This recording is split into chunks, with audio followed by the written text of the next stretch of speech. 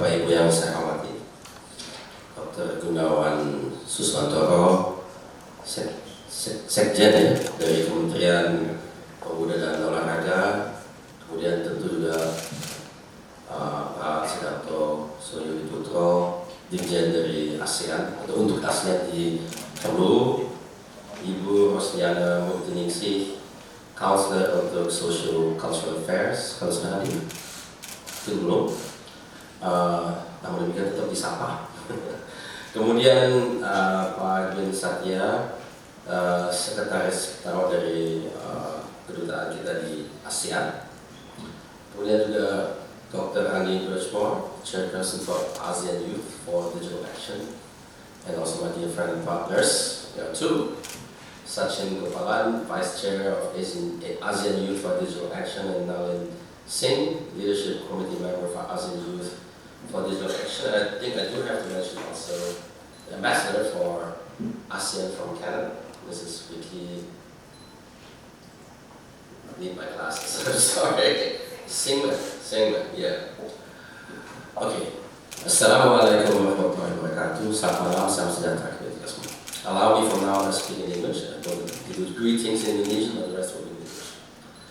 Ladies and gentlemen, it's my honor and pleasure to be here tonight to give you a few remarks about the topic today, ASEAN Youth for Digital Action. But before that, we just received the greetings from the Minister of Youth and Sports from Hangzhou. I think he is right now. They're accompanying our team, and we greet back and hope and pray that our team will get more gold medals over there. So I think we're probably 3 or so, or maybe collecting more. I know 9. I saw today the newspaper of 9, but maybe that was this morning, and I think that we are well on the way towards many more to come, and inshallah we will work out fine. Anyway, well, today's topic is basically 3 keywords: ASEAN, youth, and digital action. So I want to say these three topics separately and then jointly, then you can understand the scope of this whole thing. First of all, ASEAN, I don't need to say much about ASEAN. ASEAN is I just saw this, my friend Martin Hansmund here, I can mention you too, Martin. And basically, I don't need to say much about ASEAN, you all know what it is. We're just about to enlarge ASEAN by the 11th member, hopefully soon, by Timor-Leste. But it is basically what it stands for, and what I think will happen, and I think most economists will agree with that, and I've seen analysis just lately in the press, that the trend is that in ASEAN, in Asia in general, the investments will go more intra-Asia. So the role of Europe and the United States and other countries outside ASEAN will lessen. That means Asians invest into Asia. Yeah? So that is a trend. And I don't remember the percentages, but it's important to note that this is going up, whereby the other is stagnant or going down. And this is an important trend, and it I think comes also because of the fact that there is more and more collaboration and communication between countries, and ASEAN is one of those cases.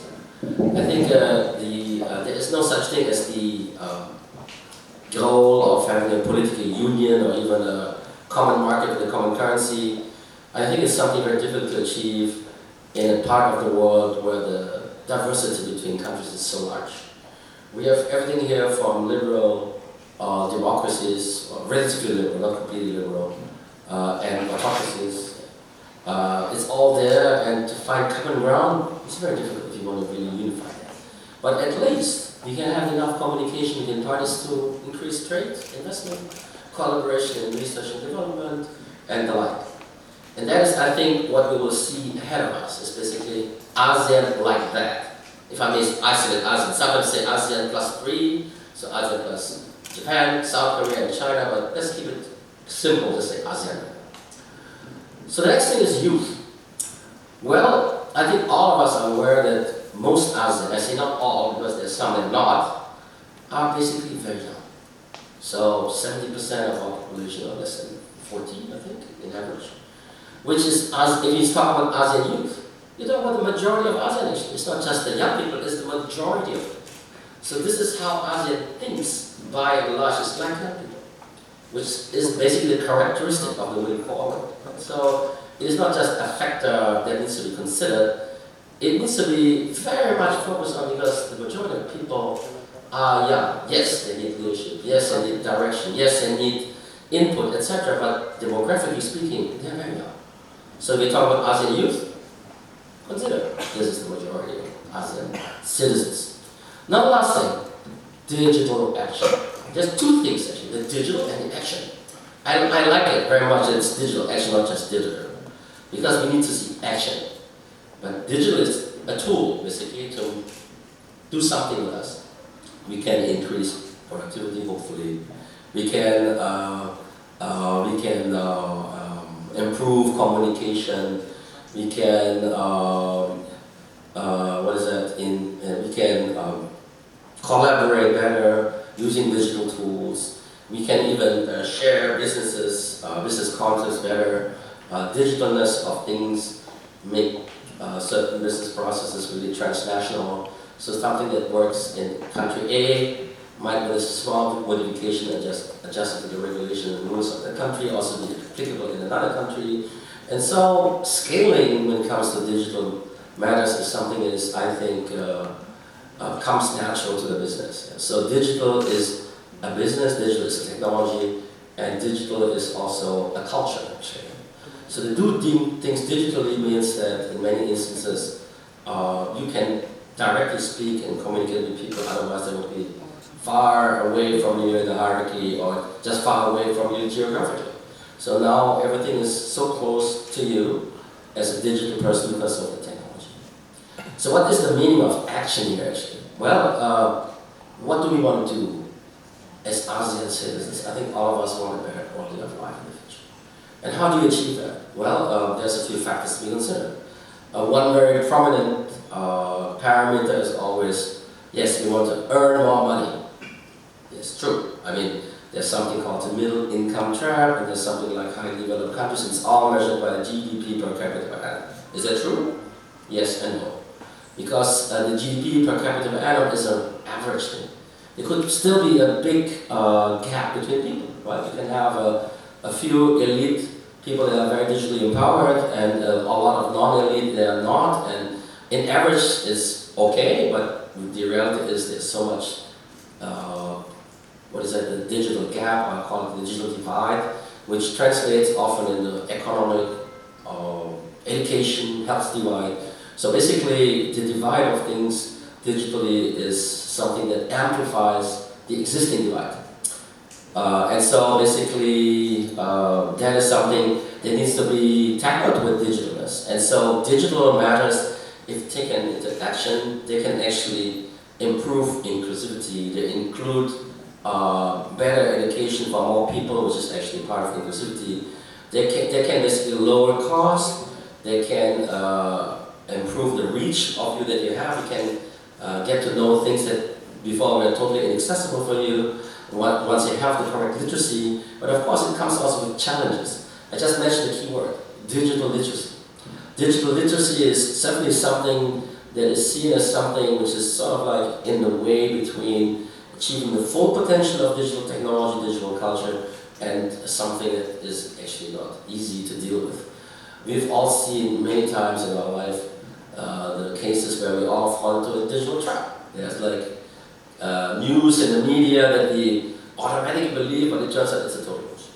So, but it creates already a certain animal, a certain emotion in the population, and so by doing that more and more, things are you're being manipulated. So the only way to improve that is basically to increase digital literacy. We need to increase critical thinking. We need to increase the ability to think to increase analytical problem solving in terms of thinking, and also to be more balanced in your views. But this is actually all part of critical thinking. But critical thinking is basically a very important part of digital literacy. So I think today's program we want to start off and kick off this thing with the support of our sponsors. I think I should mention here AWS because it's very much your initiative as well, dear Ronnie. And I think AWS is protagonist of digital technology, making things available to a lot of people around the world. Cloud computing is something very omnipresent, and it's actually very useful for everybody. And it is AWS, other companies of course as well, but I mean you're here right now, so I mentioned you basically. But also I think it is ASEAN is certainly a very good ground for this, because as I mentioned before, the demographics are right, the current economic climate is right. Young people are not only energetic, but they have also the right spirit. They have usually a very positive outlook to the future. When they look to the future, they still have their life in front of them. So they think differently about change. They think, oh yeah, I can do something with it.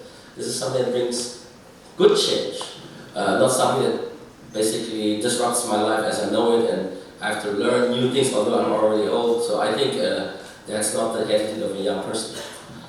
Okay, I don't want to talk too much today because I think I already said a lot. Again, thanks for coming here tonight, and I wish everybody a good event, and yeah, all the best. Thank you.